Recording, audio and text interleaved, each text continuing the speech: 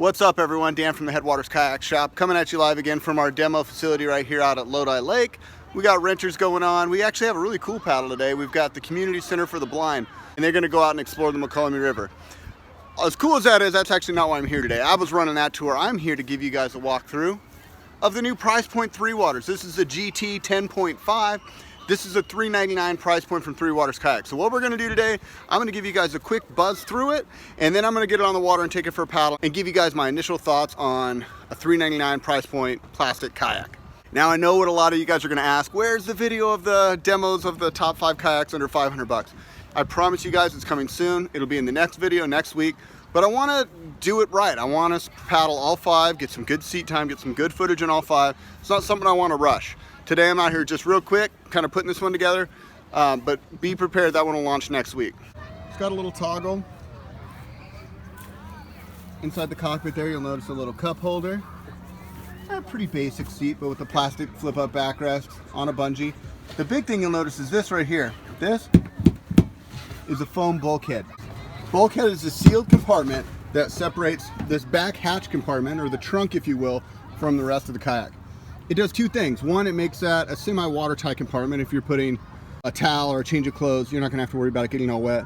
But more importantly is the safety, is if you capsize this boat, all that area back there is positive buoyancy that helps the kayak sit nice and high, which means in theory, you could flip this kayak over, drain the water out, and paddle it back to shore. Whereas most kayaks of this style, without the bulkhead, would just fill right to the cap, just right to the top, and be a real bear to fish out of the water.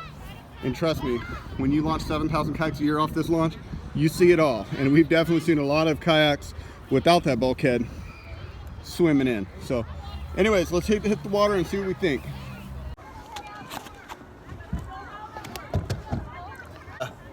Not an ideal launch, but I like to give that boathouse plenty of room. Cool, get my offset dialed in. Cool, all right, so first thing is the fit. I have plenty of room. My shins are a little tight getting in and out, but they're not scraping. It's got the adjustable foot pedals on there, which feel good. I've got them all the way out, but I still have maybe one more notch I could go if I wanted to. No pads for my knees, so I'm kind of like not sure what to do with them, but I don't know, I guess they can just sit there. Got my cup holder handy in the front. And again, you guys, you're gonna get tired of me preaching this, but the paddle makes all the difference in the world. So even in a small kayak like this, with a nice carbon shafted paddle, it still feels comfortable, it still feels light. It's not beating my body up to move it across the water. Because let's face it, this kayak, man, it's only gonna go whatever, let's say 3 miles an hour. But if the difference between a light paddle and a heavy paddle is 3 miles an hour for 4 hours, as opposed to 3 miles an hour for an hour and being worked and tired. So think about like lifting weights. If you got a 3-pound weight in this hand and a 5-pound weight on this hand, you're gonna be able to do a lot more reps with the 3-pound weight and maintain a lot better form with the 3-pound weight than that 5-pound weight. The paddle I'm using today is an Aquabound Manta Ray. It's a 220, which for my height, 6 foot tall, 6'2", in a sit inside, 220 is a pretty good length. A wreck sit inside. If I was in my touring boat, a little narrow, I'd probably go a little shorter paddle. Some people have a really low and in your lap angle with their paddle stroke. For them, maybe a 230, but I tend to like to keep my hands nice and high. My top hand pushes as my bottom hand pulls, and I'm able to rotate and kind of put the power down to the kayak through my feet. So for that style of paddling, 220 is just perfect. All right, so now I've paddled across the lake, and man, I'm thoroughly impressed. This kayak does exactly what you'd want it to do. Crossways to the wind, it just goes straight without any input. Maneuvers easy. Once the boat's going, it's got the little grooves in the hull, and that just helps the boat track nice and straight. And when I want to spin it around, real quick spin, a couple of paddle strokes. I mean, it's only 10.5 feet, so really easy to spin a quick 360. That feels great. And then a couple of hard strokes forward, those channels on the hull grip, and I'm going straight. I've wanted to like this boat for a long time, but I wouldn't get behind it until I actually saw it and felt it and tested it. And I'm so thrilled. Like I said in one of my live videos recently, is kayak companies have gone away from supporting small independent retailers on these price point boats. They've really gone to catering to the box store market. Like Perception Kayaks used to be in independent stores. Now it's all over the internet, all over the box store market. And Three Waters, being kind of a small startup company, it's a subsidiary of Feel Free, but it's still a new brand. They put the GT10.5 out and they're selling it through independent shops.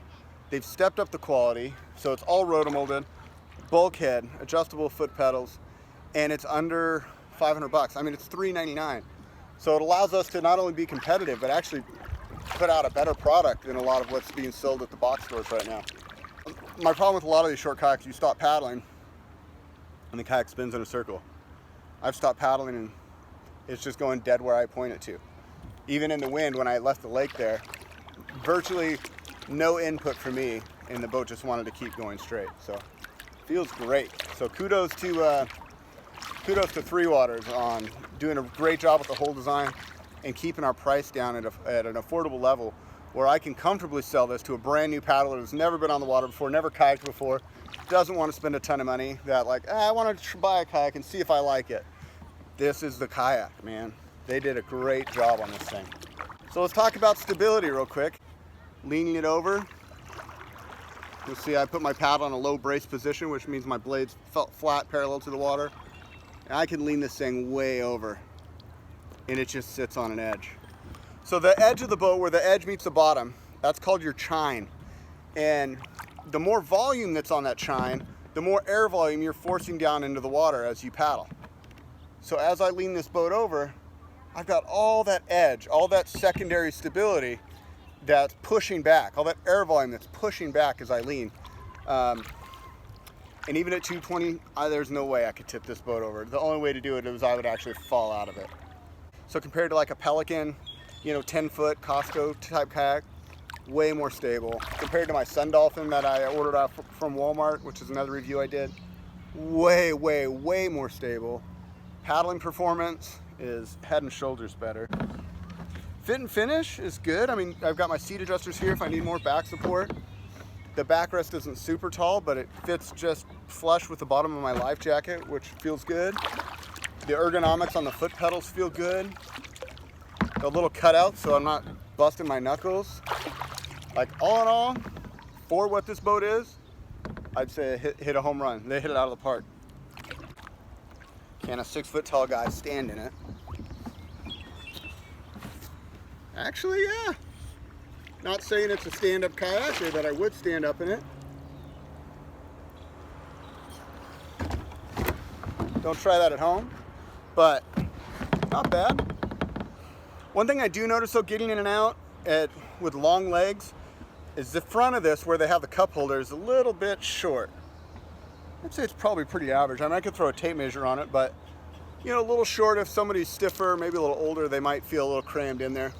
I know Linda sat in it earlier and she's about 130 pounds and she said it felt huge, so I guess it's all relative.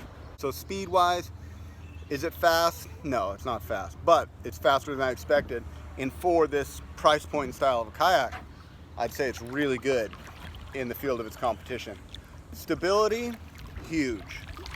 Really, really stable. Secondary stability, which means when the boat's on its edge, huge. Ergonomics and fit, the backrest feels good, the foot pedals feel solid. The only thing I would like to see change is maybe some padding in here, but I get that. You're not gonna find that on a $399 price point boat with all the things this comes with. You gotta cut costs somewhere. So the rotomolded plastic itself, what the boat is made out of, I think is an important feature, and that's really good. It's the same stuff you're seeing on Feel Free kayaks, Three Water kayaks, like the Lure series, the Big Fish series. So they're not skimping on plastic. With that said, it's not the lightest boat, but it's also not disposable. This is a boat that you're gonna have for 10 years. You're gonna pass it on to your kids, or it's gonna become your buddy boat when you upgrade. But you're not gonna be disposing of it in a year or two when it starts warping and denting and doing weird stuff. The other thing that is notable and I think ultra important is the rear bulkhead. That keeps it, one, watertight, but two, if I was to capsize this, the whole cockpit will be full of water, but the back will be full of air, which means I can flip it back over and get back into it. So that's a huge, huge feature that most of these inexpensive kayaks, in fact, all the ones that I bought for under 500 bucks did not have a bulkhead. So I'm excited to put it out on the market, put it out in the rental facility, see how people like it. But my opinion is, yes, absolutely. If you're looking for a kayak and you want to spend $500 for entry level sit inside and a paddle, this is a great option for you guys. All right, I think that's going to do it for me. If you guys have any questions, leave them in the comments. I'm happy to get back to them. If you want to demo this kayak and you're in the California area, come up to Lodi. We're happy to put you on the water, let you feel it out. And we actually have some other boats that are under $500 that you can try, compare, and contrast. And not only that, we have experience with a lot of different boats. So if you just want an education, don't hesitate to reach out to us, hit us up. That's what we're here for. If you've enjoyed this video, do me a favor, hit the subscribe button. We'd love to stay connected with you guys. Visit us over on Instagram at Headwaters Kayak. Until next time, you guys, this is Dan from the Headwaters Kayak Shop, wishing you happy paddling. We'll see you on the next one.